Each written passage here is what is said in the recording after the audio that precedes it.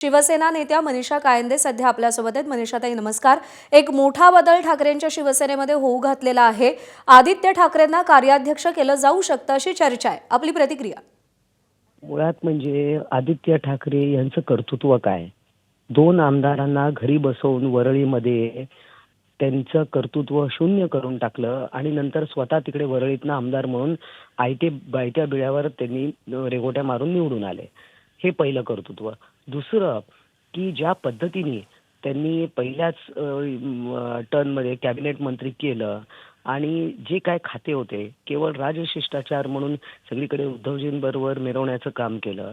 त्यानंतर आता नंतर लेटेस्ट जे मातोश्रीमध्ये घडलं, कोणी कोणाची कॉलर पकडली, मुळात संजय राऊत यांनी जी शिवसेनेची वाट लावली आणि ते अजूनही चालू आहे।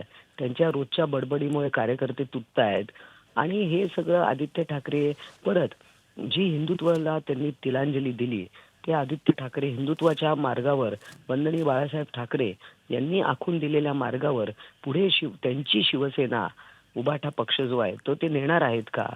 आणि त्यामुळे आदित्य ठाकरे बरं आत्ता सगळ्या ज्या ग्रामीणच्या निवडणुका झाल्या, कुठे त्यांनी प्रचाराला होते? घराच्या बाहेर पडलेच नाही। आदित्य ठाकरेंनी पूर्ण महाराष्ट्र पिंजून काढायला पाहिजे होता।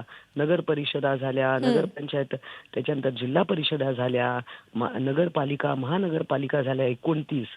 त्यामध्ये आदित्य ठाकरेंनी महाराष्ट्र पिंजून काढणं अपेक्षित होतं। ठीक आहे। परंतु ठीक आहे, त्यावेळेला माननीय वंदनीय बाळासाहेब ठाकरेंनी उद्धवजींना हातात दिलं। त्याच्यानंतर आता हे यांना देणार आहेत। त्याच्यामुळे ही सगळी उतरती करा लागणार आहे।